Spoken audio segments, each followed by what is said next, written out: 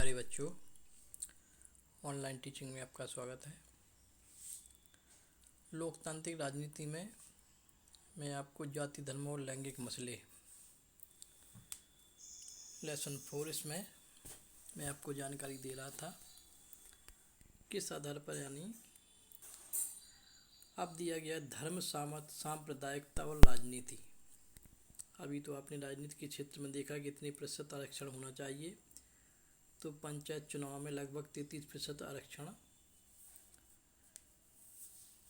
हो गया है। अब धर्म, सांप्रदायिक और राजनीति, क्योंकि धर्म से भी इसका संबंध है।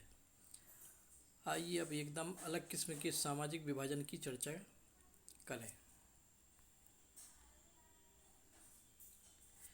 यानी धार्मिक अंतरों पर आधारित विभाजन की, कि धर्म के आधार पर भी यानी विभाजन किया जा रहा है।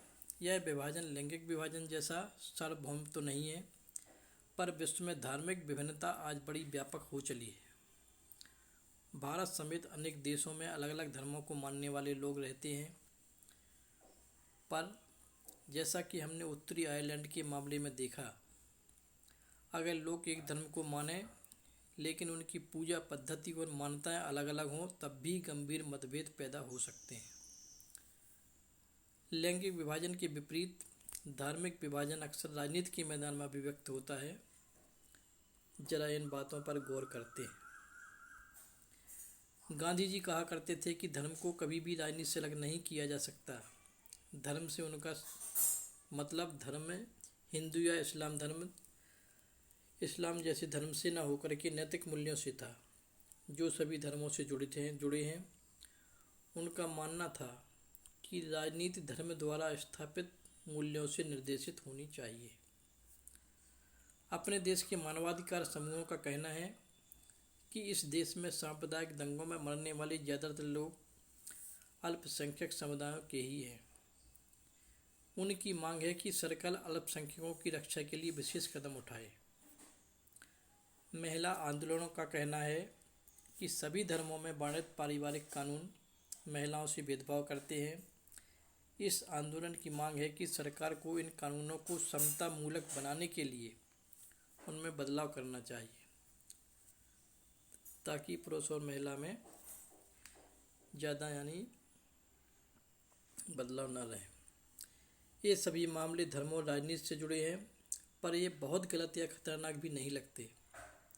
विभिन्न धर्मों से निकले विचार, आदर्श और मूल्य राजनीति में एक भूमिका निभा सकते हैं।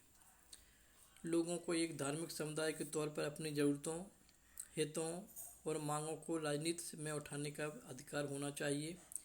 जो लोग राजनीतिक सत्ता में हों, उन्हें धर्म के कामकाज पर नज़र रखनी चाहिए, और अगर वह किसी के साथ भेदभाव करता है या किसी के दमन में सहयोगी की भूमिका निभाता है, तो इसे रोकना भी चाहिए। अगर शासन सभी धर्मों के साथ समान बर्ताव करता है, तो उसके ऐसे कामों में कोई बुराई नहीं है। अब है सांप्रदायिकता। समस्या तब शुरू होती है जब धर्म को राष्ट्र का आधार मान लिया जाता है। पिछले अध्याय का उत्तरी आयरलैंड का उदाहरण राष्ट्रवाद की ऐसी ही अवधारणा से जुड़े खतरों को दिखाता है। समस्या तब और विकराल हो जाती है जब राजनीति में धर्म की अभिव्यक्ति एक समुदाय की विशिष्टता के दावे और पक्ष पोषण का रूप लेने लगती है, तथा इसके अनुयायी दूसरे धर्मावलंबियों के खिलाफ मोर्चा उठाने लगते हैं।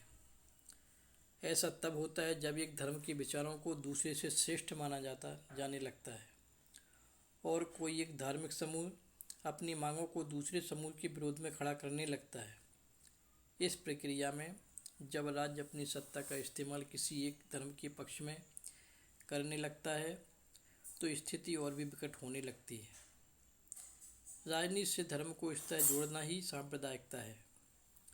सांप्रदायिक राजनीति इस सोच पर आधारित होती है कि धर्म ही सामाजिक समुदाय का निर्माण करता है।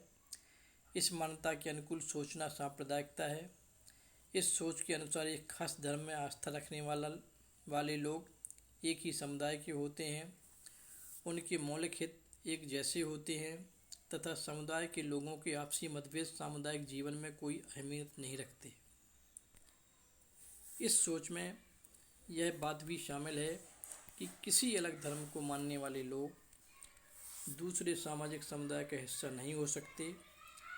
अगर विभिन्न धर्मों के लोगों की सोच में कोई समानता दिखती है तो यह ऊपरी और बेईमानी है।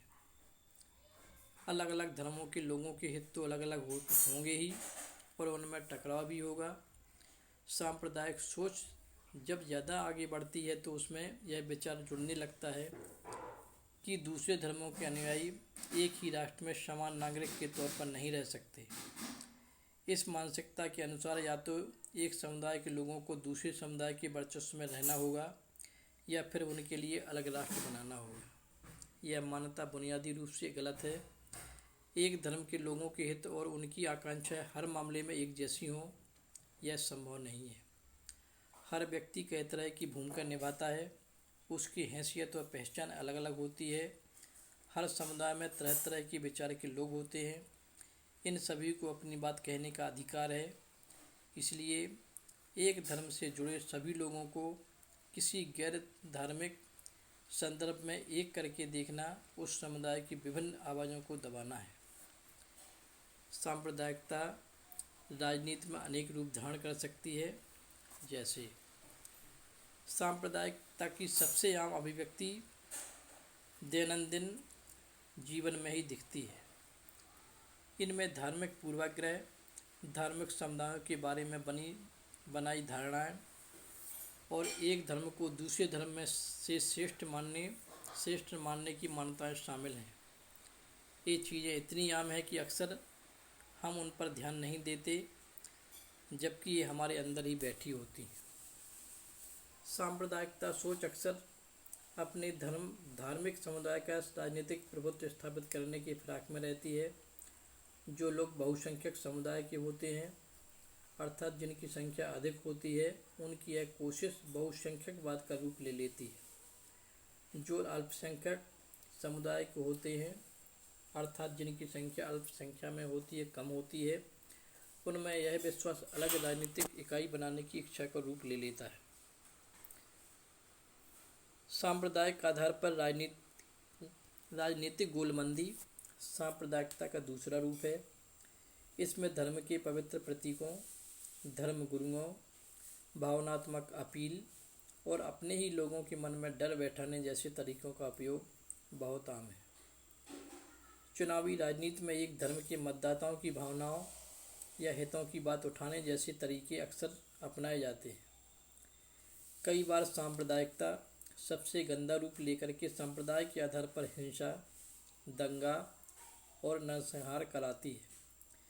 विभाजन के समय भारत और पाकिस्तान में भयावह सांप्रदायिक दंगे हुए थे। आज़ादी के बाद भी बड़े पैमाने पर सांप्रदायिक हिंसा हुई है। इस तरह से यानी ये सांप्रदायिकता फैलाई जाती है। धर्मनिरपेक्ष शासन। सांप्रदायिकता हमारे देश के लोकतंत्र के लिए एक बहुत बड़ी चुनौती रही है। हमारे संविधान निर्माता इस चुनौती के प्रति सचेत थे। इसी कारण उन्होंने धर्मनिरपेक्ष शासन का मॉडल चुना और इसी आधार पर संविधान में अनेक प्रावधान किए। इनके बारे में हम पिछले साल भी पढ़ चुके हैं। भारतीय राज्य ने किसी भी धर्म को राजकीय धर्म के रूप में अंगीकार नहीं किया है। श्रीलंका में बौद्ध धर्म, पाकिस्तान में इस्लाम और इंग्लैंड में ईसाई धर्म का जो दर्जा रहा है, उसके विपरीत भारत का संविधान किसी धर्म का विशेष दर्जा नहीं देता।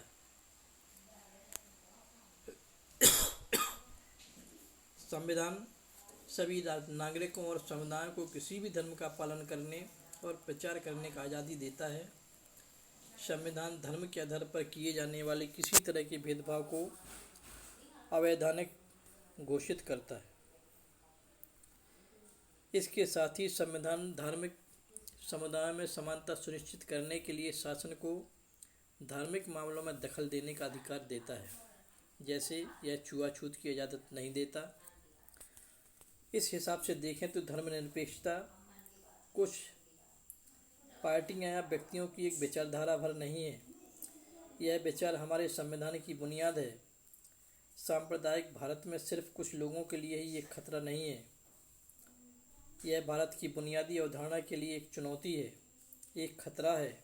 हमारी तरह का धर्मनिरपेक्ष संविधान जरूरी चीज़ है, पर अकेले इसी के बूते सांप्रदायिकता का मुकाबला नहीं किया जा सकता। हमें अपने दैनंदिन जीवन में सांप्रदायिक पूर्वाग्रहों और दुष्प्रचारों का मुकाबला करना होगा तथा धर्म पर आधारित गोलबंदी का मुकाबला राजनीति के दायरे में करने की ज़रूरत है। प्यारे बच्चों, आज की वीडियो में बस इतना ही। आगे जाति और राजनीति इसके बारे में मैं अगली वीडियो में आपसे चर्चा करूँगा। Okay, bye.